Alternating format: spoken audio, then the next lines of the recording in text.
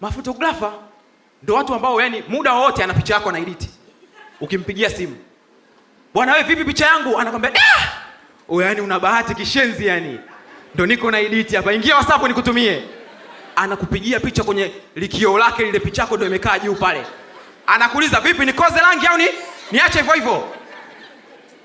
Wewe unaingia mshawasha, unaambia hiyo inatosha. Anakwambia sasa poa, nipe muda kidogo. Nazipiga hizi zote. Picha 200 za harusi hizo. Nazipiga zote hizi. Anazipiga, ukimpigia simu, kaka vipi? Akasema TANESCO wamekata umeme mwanangu. Kwa hiyo vipi? Sema picha zinakamilika jioni. Kesho njoo uzichukue. Kama unaona nakusumbua, kesho njoo uzichukue. Au anakuambia una bando? Bando ninalo. Haya poa, ingia na kutumia saizi. Unatumiwa picha. Zinakaa picha unasubiria.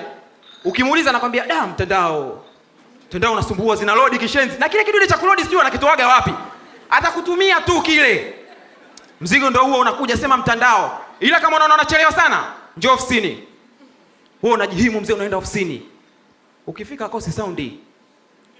Wewe ndio ile harusi ya juzi? Sasa anavuta simu.